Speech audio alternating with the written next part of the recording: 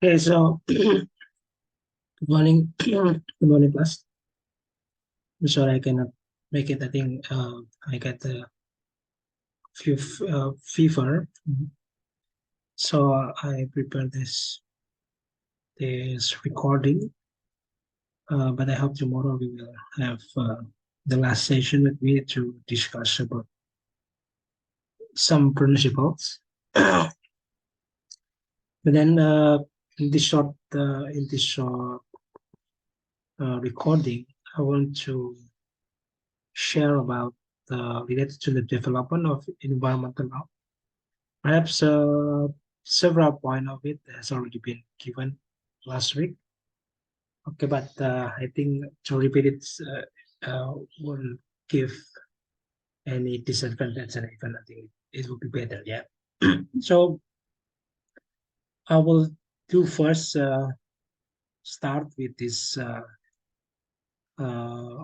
statement made by Linton Cuthbert from IUCN that it was mentioned about how the influence of environmental issues in the law.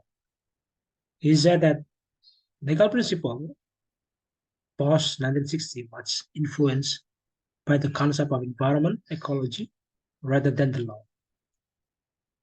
This is well to relate it to relate with the basic legal principle. I think it is really relevant with how the legal concept or the principle of law is related to legality, right? Then sanction, punishment, and then a very normative legalistic positivism, something like that. That we talk about a fixed norms, fixed and substantive uh, regulation, something like that. But it is quite different when we talk about the environmental concept, as I already mentioned before. Environmental concept is uh, very relative, very complex, right? And even it's contained change. We talk about environmental immediate change. We talk about environmental as I believe you remember that when I talk about contamination and pollution, right? It doesn't mean that if we throw some waste uh, from our laundry, for the laundry, and then someone can say that we have done some pollution to the river. That is uh, intriguing aspect of uh, pollution, because any contamination, any dumping to the media of environment will be considered as a pollution if then it exceed the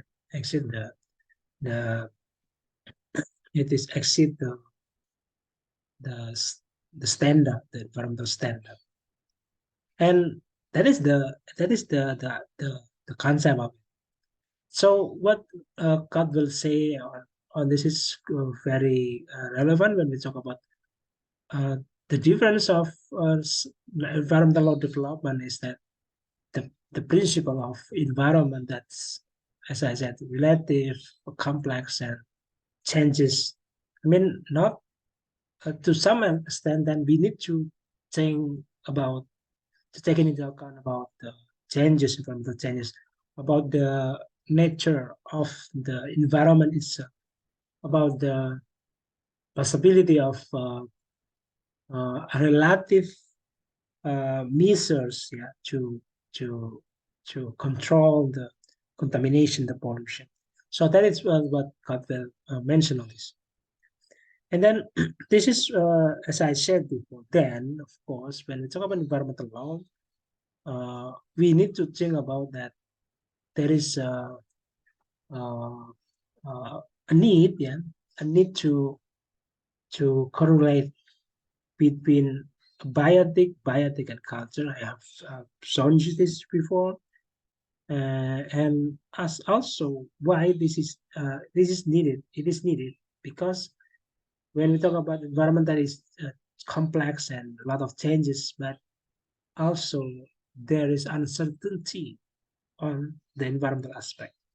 If we don't think about the culture, about how we behave, how the human being evolve and react to the problems, to the yeah, to the life problem, life needs, then uh, then it's mean that to some extent, then it is like we neglect the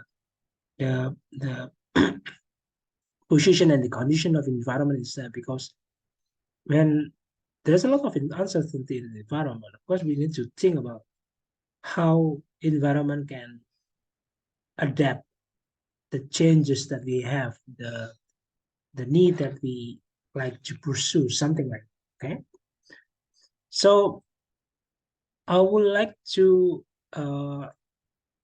share a little bit of it. There will be two. It's only 5 minutes.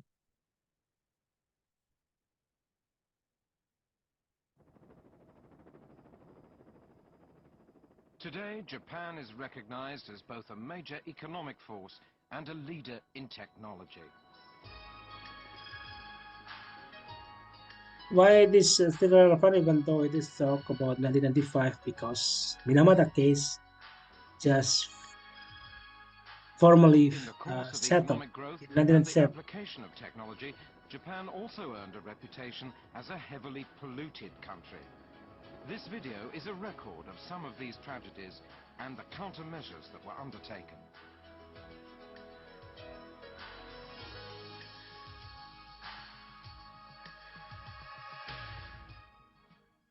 After World War II, Japan went through an intense period of economic reconstruction. In a 1956 white paper on the economy, the Japanese government announced the era of post-war reconstruction has ended. Three symbolic consumer items became the popularly accepted definition of newfound prosperity: refrigerators, washing machines, and television sets. Mass production from factories hastily built to provide goods and services to increasingly affluent consumers. Mass production, mass consumption.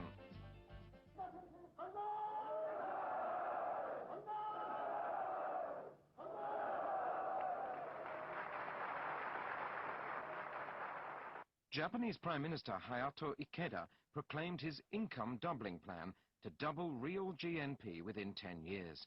This policy statement was a blueprint to spur rapid economic growth and consumption. Japan put great emphasis on the development of technologies in the heavy and chemical industries. Many seashores throughout the country were reclaimed to build high-technology petrochemical complexes. Public transport systems such as highways and bullet train lines were constructed in rapid succession. For many Japanese, the 1964 Tokyo Olympic Games were a declaration of the nation's entry into the world scene as a member of the leading developed countries.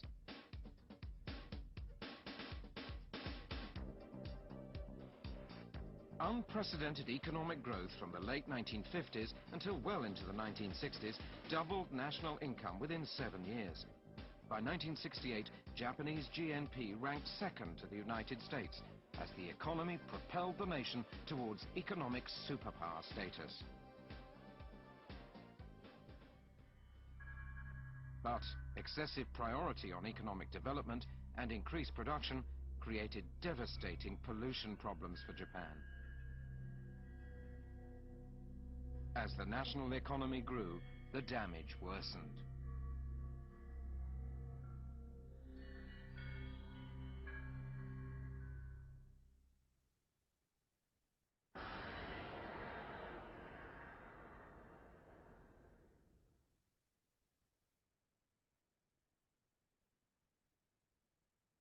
The Jinzu River runs from the central mountains to the Sea of Japan. The fertile paddy fields there were made over the course of 200 years by local farmers.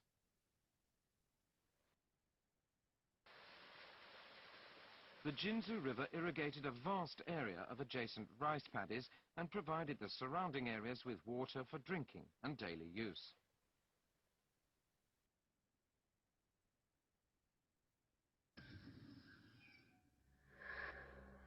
At the upper reaches of the Jinzu River, the Kamioka mine began production in 1589. 3 centuries later, in the 1880s, industrialization turned the Kamioka mining station into the nation's leading smelter of lead and the byproduct sulfuric acid. Damage to agriculture can be traced back to early this century, when a strange disease, primarily affecting women, appeared in the Jinzu River basin. The disease was characterized by extreme pain throughout the entire body. It was later named Itai Itai, or It Hurts, after the victim's screams at the unbearable pain. Patients' bones were broken at the slightest movement, and each breath was drawn in agony.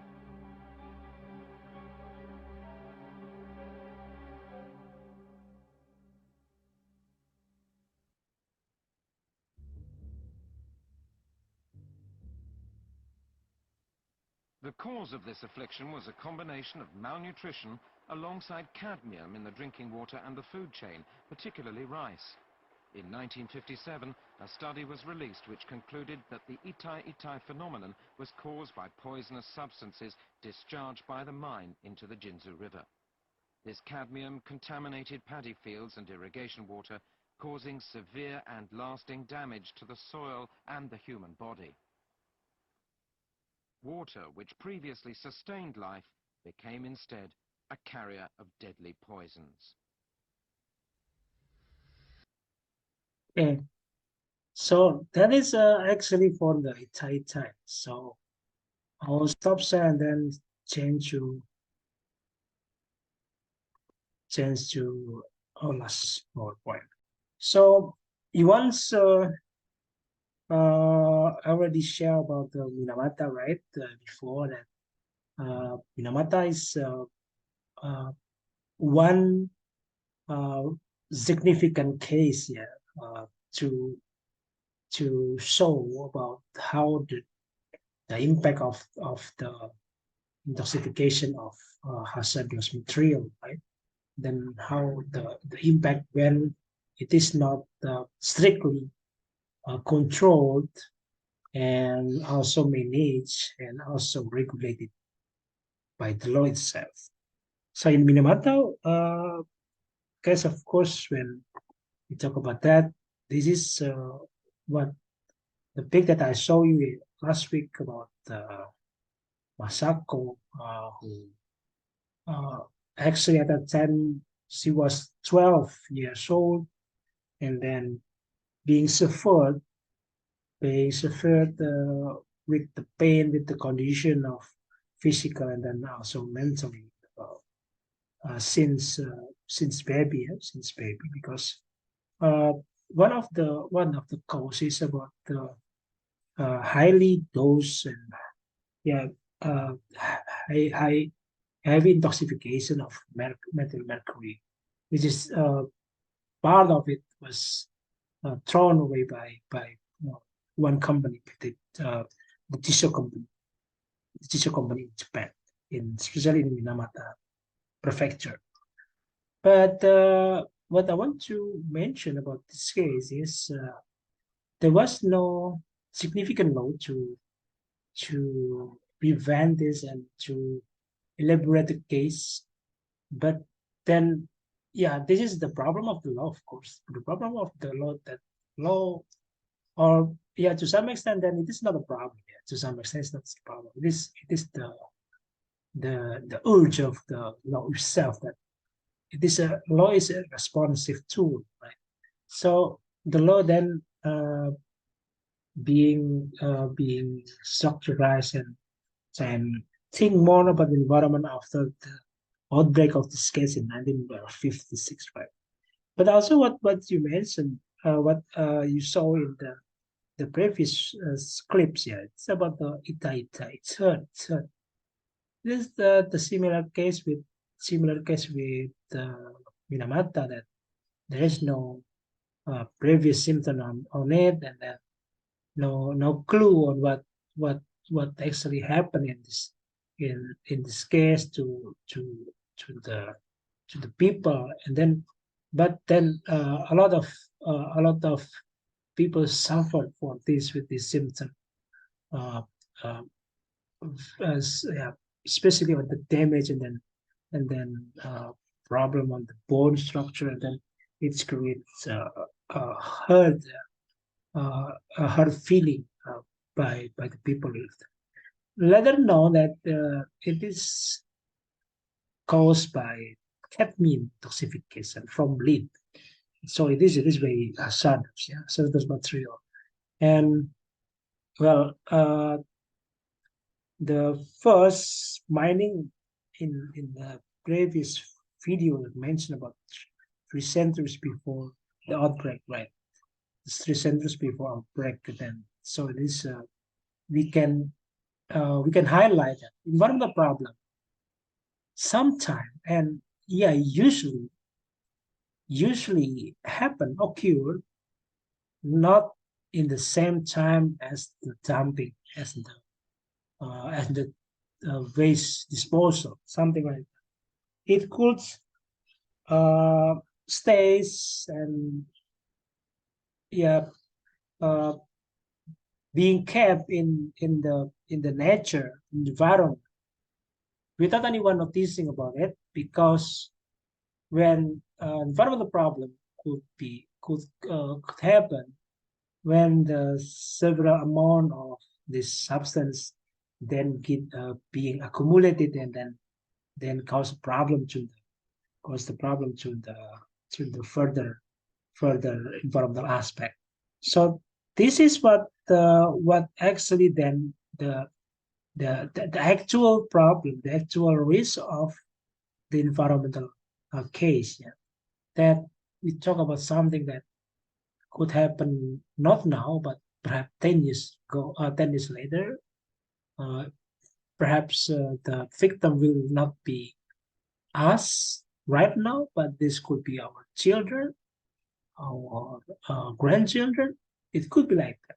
So that's why one of the significant concept of significant principle to be highlighted, to be upheld in the environmental law is about precautionary. We will talk about that tomorrow, okay? Precautionary principles. So precautionary principle and then preventive principle. And then later it's also developed the sustainable development principle. But that is a quite interesting development of the uh, environmental law that will affect to the to the to the law itself. Yeah. So my last, I will give you how the clip of it, but I think to highlight this of this slide is that uh, in 1962, when Rachel Carson wrote The Silent Spring, it is a milestone achievement. Yeah, the time when actually we can promote the awareness of environment, not by only a case, but by uh, writing, but by something that consider as a fiction, but actually it is based on the facts, and this could create a very nice, very good awareness. So, including this, the use of pesticide, then the problem of emission, it is shown in this novel, Silent Spring. But after and sorry, not but and after prolonged discussion and debate on it, in 1968, yeah, then the public started to demanding okay, we need specific environmental law, we need specific regulation, we need specific policy on environmental matters. And that's why the rally for promoting and then demanding environmental law specifically, it is started in the United States. And 1969, United States is considered as the first state that's integrated in environmental policy, environmental protection as a part of its law itself, a specific policy for that. So that then 1972, when we have this Stockholm conference, and then yeah, on the human environment, that theme on One Earth, and then uh, states became more aware, and then that's very significant to development of environmental law. So I think that for my recording, not too long, but I will give a short quiz for you to find classic environmental law cases. Yeah, only one. You need to provide it, and then to elaborate the case, the fact behind, and then even perhaps the picture of it, and then please provide it in short answer to complete the uh, learning objective of this course. Yeah, to make sure to ensure that you know the development of environmental law, and then how the significance of uh, uh, cases, and then prejudice on environmental aspect affect the environmental law development. Okay, so the detail will be on CMaster. So thank you. Bye, class.